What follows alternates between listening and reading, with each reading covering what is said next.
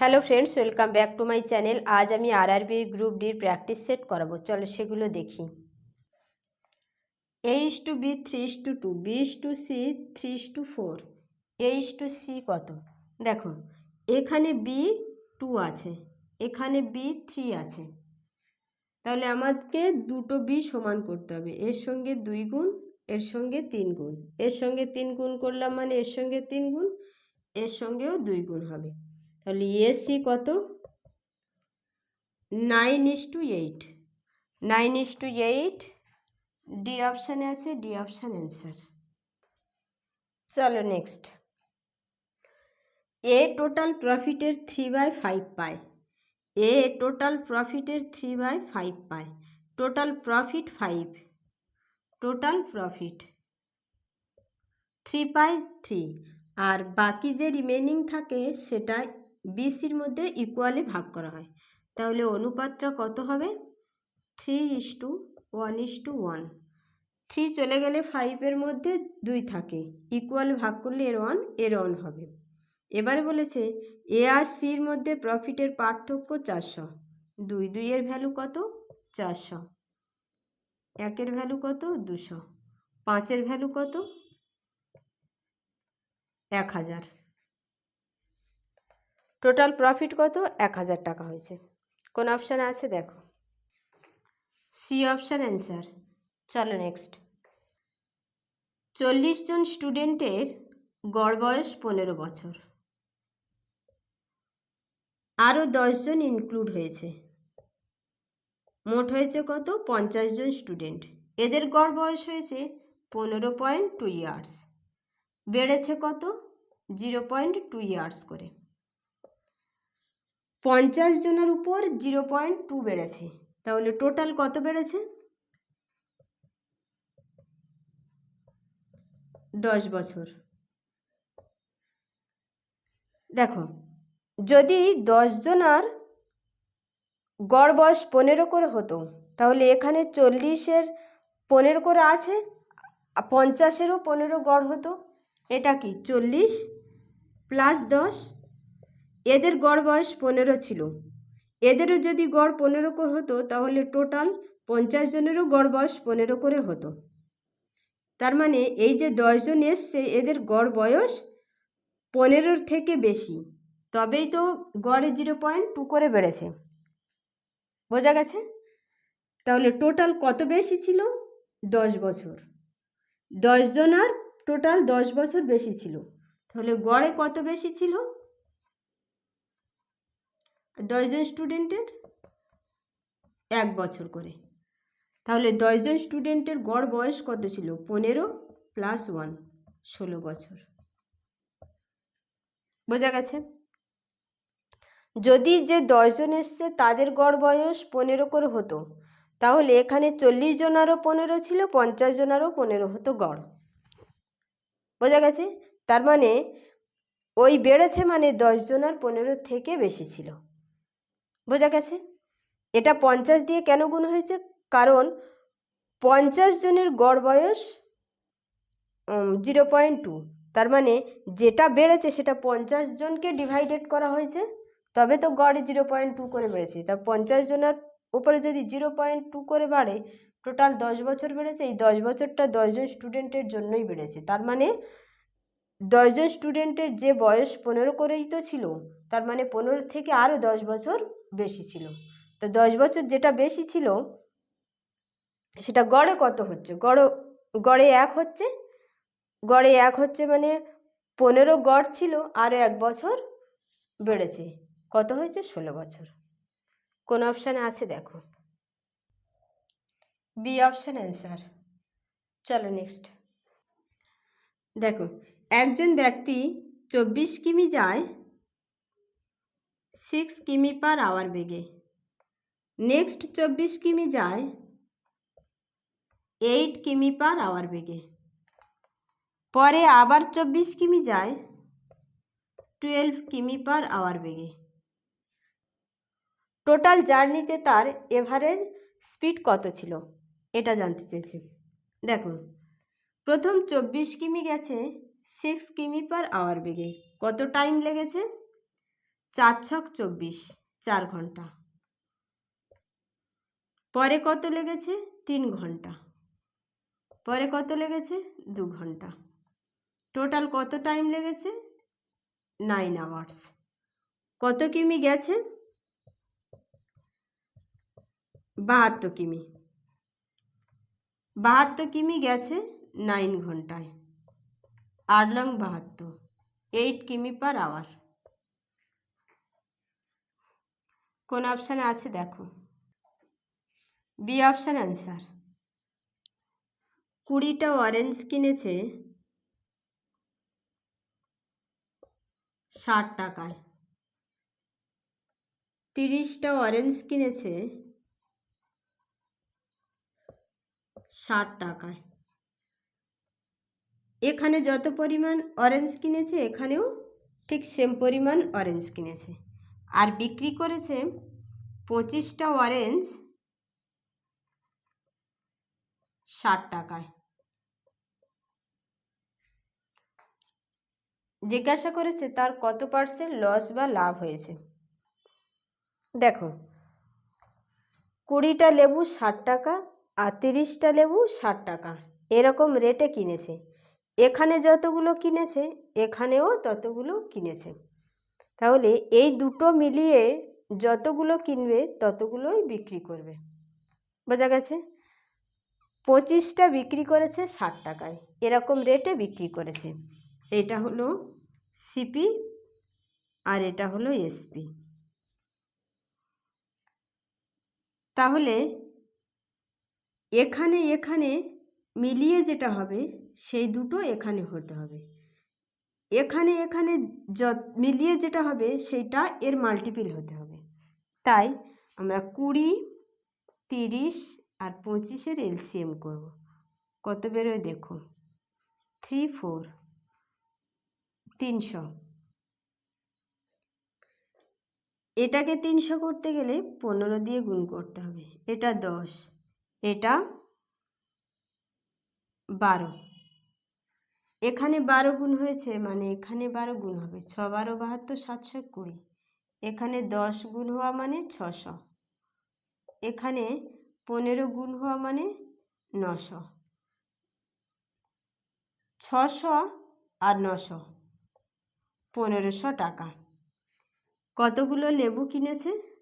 এখানে দেখো 300, এখানেও 300, মোট কতগুলো কিনেছে? 600। তাহলে বিক্রি করতে হবে 600। এখানে কত আছে? 300, তার মানে আরও 2 গুণ করলে 600 হচ্ছে। এখানেও 2 গুণ হবে। কত? 1440। 1500 আর 1440, লস হয়েছে কত? 60। কতর উপর? 1500-র উপর। 100%-এর উপর কত? 4 15 60, 4%। বোঝা গেছে? 4% কোন অপশানে আছে দেখো। B option answer. চলো নেক্সট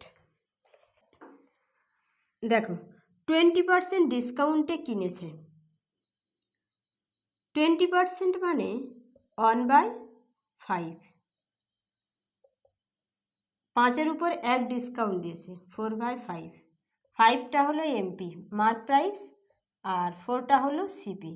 5-এর উপর 1 টাকা ডিসকাউন্ট দিয়েছে মানে 4 টাকায় কিনেছে। এইভাবে কিনে সে 16,800 টাকায় বিক্রি করেছে। বিক্রি করে প্রফিট হয়েছে 800 টাকা। দেখো, এসপি থেকে যদি প্রফিট বাদ দেওয়া যায় সিপি পাওয়া যায়, মানে কস্ট প্রাইস। তাহলে এখান থেকে 800 বাদ দিলে কত থাকে? 16,000 টাকা। এই 16,000, 4-এর ভ্যালু 16,000। জিজ্ঞাসা করেছে মার্ক প্রাইস, 5-এর ভ্যালু কত? 4 4 16, 4,000। 4 5 20, 20,000। কোন অপশানে আছে দেখো। B option answer. চলো নেক্সট। 40% রেট কমে গেছে। 40% মানে 2/5। রেট কমে হয়েছে কত? 3/5। মানে আগে ছিল 5, এখন হয়েছে 3। তাহলে যদি এক্সপেন্ডিচার সেম রাখতে চাই তবে আমার কনজামশন বাড়াতে হবে, বোঝা গেছে? তাহলে কনজামশন কি হবে, এটা প্রাইস, তাহলে কনজামশন কি হবে 5/3, আগে 3 থাকলে এখন হয়েছে 5, বেড়েছে কত 2, 3-এর উপরে 2 বেড়েছে, 100%-এর উপর কত বাড়বে, 200/3, 66, 2/3%।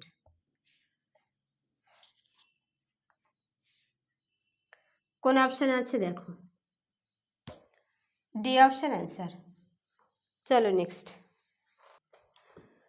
পিওর মিল্ক থেকে 8 নম্বর, পিওর মিল্ক থেকে 20% তুলে নিয়ে তার বদলে জল ঢালা হয়েছে, এরকম 3 বার করা হয়েছে। দেখো 20% মানে 1/5, 5-এর উপর 1 তুলে নিয়েছে, তাহলে দুধ থাকে কত 4/5, আবার এর উপরে আবার 20% তুলে নিয়েছে, তার মানে আবার কত থাকবে 4/5, এইরকম 3 বার করেছে মানে কিউব, 64/125, টোটাল সলিউশন 125, তার উপরে পিওর মিল্ক থাকছে কত 64, তাহলে 100%-এর উপরে কত থাকবে